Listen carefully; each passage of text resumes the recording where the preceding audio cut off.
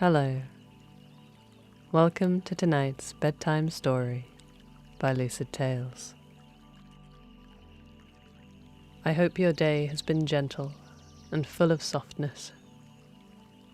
But whether it has been dancing dappled light or blazing desert sun for you, it's time to relax now. Find somewhere comfortable, maybe your bed or a favorite armchair, and make sure you're ready for sleep. Take your shoes off if you can, and feel the freedom in your toes, the little loosening that means it's time for bed. Tonight's story is Tam Lin, a traditional Scottish tale. Seasons turn. The wheel of the year spins, and young shoots grow tall and strong and crumble to dust, leaving nothing but the memory of shade. Stars are born, and burst and fade. Empires fall and rise up again anew. And yet some things do not change. In the deep green woods and shadowy places of the world, in the dust motes drifting in a sunbeam, in the glimmer of the moon behind swirling clouds lurk the Fae. And where lurk the Fae lieth mischief. It is known that in times past, and even now today, the Fae will spirit away a soul to keep as their own, as a pet, a bargaining chip, a plaything, a lover, or a tithe. And for any mortal to escape the grasping, slender limbs of the good folk is a dreadful task indeed. But once, in old Scotland, many a long winter's night ago, there was a maid, the daughter of the Earl of March, who wrested from the Faerie Queen that which she sorely wished to keep. In those days, it was known that the wood of Carterhaugh was guarded by an elfin knight, tall and passing strange, yet beautiful and sweetly strong, and that no maiden could travel through those woods and escape unscathed. But Janet, the daughter of the Earl of March, for Janet she was so called, ventured forth deep into those green woods, her green skirt kilted up around her knees, and golden flowers braided into her hair like little stars, with not a speck of fear on her, on the longest long day of the year, when magic was at its height, and the elfin knight would be sure to be found. She went to a well she knew, where the green moss grew and the briar roses nodded their sleepy heads all around, scenting the air with their sweetness. And there Janet found Tam Lin, the elfin knight, and his fine white horse, and there she lay with him in that heady, sweet glade, until the golden evening sunlight speared the leaves and she returned home through the warm, long eve, a maid no longer. As the season changed and the leaves turned to gold, Janet's belly swelled and rounded, and she glowed with the magic of growing new life. And yet a life in those times as a mother and child without a father was a hard life indeed, and so she sought to end it. In time she returned to the little well in that sweet glade, and went to pick a late briar rose, double-headed and thick with scent. "Pick ye not the rose, my lady. Do ye pull no more to kill the life that between us has sprung." And there before her stood once again that elfin knight, so tall and strange and sweetly strong.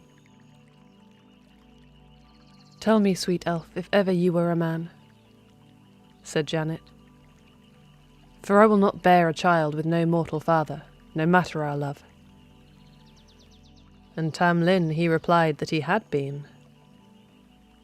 "Once in time long past, I was the grandson of the Earl of Roxburgh, before the Faerie Queen caught me up out of my saddle and enchanted me to ride by her side forever." "And would you be freed, if you could?" asked she. "I would," said he, "for soon is the devil's tithe night, the dark night of Samhain, and I fear I am to be her tithe. And how might you be saved, Tam Lin, if it were possible to do so? A mortal must hold me fast through the cold hour of midnight on that same enchanted night, though the Faerie Queen change me into frightful things. And so Tam Lin described how a mortal might challenge the power of the Faerie Queen, until he faded into the sun-dappled forest, and Janet was left to make her way home alone once more. And so Janet, on that dark night of Samhain, crept out into the woods once more to a crossroad, an in-between place where fairies might be spied, and hid herself in a thorn hedge to await the coming of the middle night. At last, with jingling bridles and pealing bells, the fairy troop came into view. The queen rode ahead on a glossy black mare, her face as pale as ice and unearthly beautiful. Lords and ladies followed behind, their delicate, ghostly faces glorious enough to break a heart, turned up toward the silvery moonlight, their silken elven hair flowing behind. And there at the rear, following among that ethereal company in the shimmering and uncertain light, rode Tam Lin, just as he had said he would be. He rode a horse the colour of the moonlight, and had a circlet of slender gold upon his brow, and on his hands wore only a single gauntlet. And Janet, brave and fierce as a lion, threw herself out of the thorns, and with desperate, strong hands pulled him from his horse and pressed him tight to her. At once a shrill cry rang out, and the queen reined in her horse. "Tam Lin is away!" The knight's strong, sweet body at once began to change and shift, and seemed to melt in Janet's arms, shrinking into itself, and she scrambled to keep hold through the empty air as he became a salamander, small and lightning fast, cupped in her strong, slender hands. But even as she grasped hold of him again, Tam Lin changed once more, ballooning hideously outward in reptilian scales and becoming a great serpent that twined and writhed and gnashed its sharp teeth. And Janet set her jaw and pressed herself ever harder to the serpent's cold coils, though her heart chilled within her breast at the touch of its clinking scales.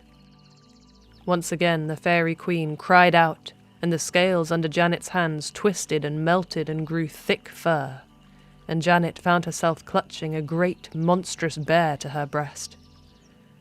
And again Janet steeled her brave heart and clung to the bear, though its shining teeth and rank stench turned her stomach and struck her cold with fear. At length the bear changed once again, and Janet heard the beating of great wings as her arms tightened around a wildly flapping swan.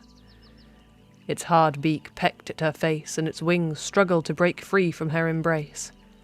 But her mortal grasp, her fierce heart, never weakened, and she clutched the mighty bird to her breast until once more it changed, and this time it shrank and folded in on itself until it became an iron bar, burning cherry red with heat. And though Janet gasped and cried out in pain, she did not relent. The bar, incandescent with heat, burned her pale skin and soft flesh, but had it killed her she would not have released it. At last the bar changed once more into a burning coal, and Janet ran from that place, pursued by fairy horses and the ethereal wails of the Fae, back to the well in that sweet glade, and threw the burning coal full into the water. And as the coal struck the water, it hissed and spat and sank without trace. Silence fell.